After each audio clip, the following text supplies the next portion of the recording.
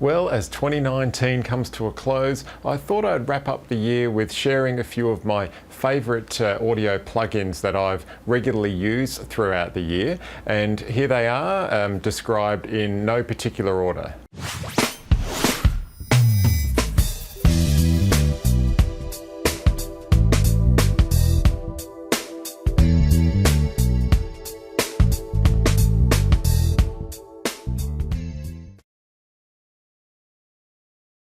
I'm going to start with the FabFilter Pro Q3. It's a fantastic EQ plugin. I use a number of the FabFilter plugins, but this one in particular I'm finding is appearing on most of my mixing sessions nowadays, and I want to give you a few reasons as to why I really enjoy using this plugin. Firstly, the FabFilter Pro Q3 is a very clean and transparent EQ. This plugin is definitely designed in the direction that most software EQs seem to be heading now, with more of a visual EQ approach. It's quite different to a traditional EQ that you might use like a Neve or an SSL, which has particular curves that have a familiar sound. This is more of your surgical style EQ designed for really accurate EQ decisions. I love how you can hover your mouse over the audio and highlight those resonant frequencies that can sometimes take a while to pinpoint. So this is a really fast way to deal with problematic resonant EQs. You can also easily switch it to dynamic mode and have a clear representation of what's happening with your audio, which is really handy. The scalable GUI is also pretty handy, although I rarely use it as I tend to have multiple plugins open on my screen at any given time. But it's a great feature if you wanted to sort of really zoom in and make the screen really huge. It's also really easy on system resources and won't chew up a hell of a lot of CPU processing power, which is also important. It has a ton of features, many of which I'm still learning how to use.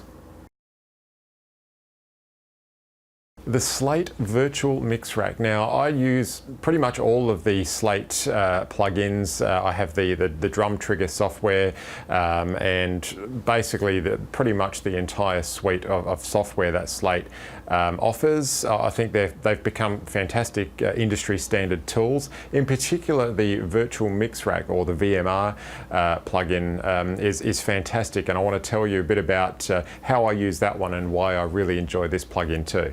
The Slate Virtual Mix Rack has pretty much become my go-to plugin for getting a mix session moving quickly.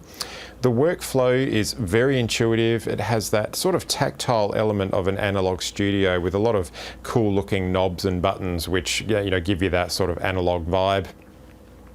You can also easily plug and drop individual modules that sort of resembles a 500 series effects rack essentially. Many of the presets are also great starting points and easily modifiable to suit your own preferences. They sound great, they're super versatile, and once again, they're not too resource hungry with your CPU. iZotope have been one of the cutting-edge software companies in the music production scene for quite some time now. I've personally been using the Ozone plugin for some years now, and I want to tell you a bit about why their latest version, Ozone 9, is really, really good.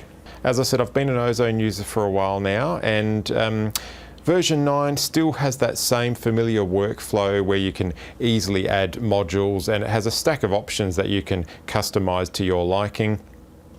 It's arguably more of a mastering tool. However, I'm finding that more often it's staying on my master mix bus throughout my entire mixing session these days.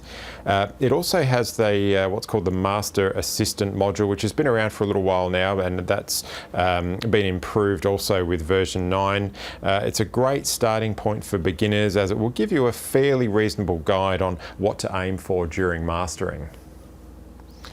Once again, I rarely use this particular feature, however it can be very useful if you're just starting out and learning the program.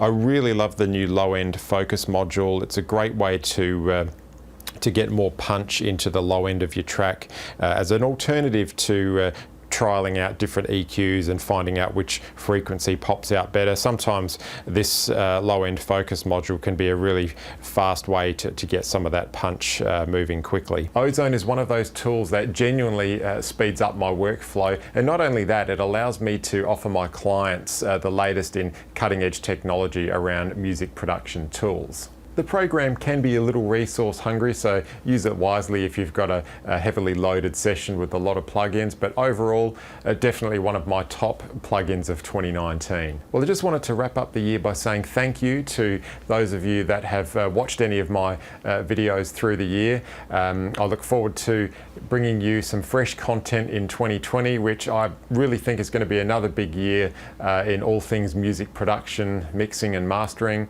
As always, check out my website for a history of all of the blog entries and videos, mnproductions.com.au, and look forward to catching you in 2020. Cheers.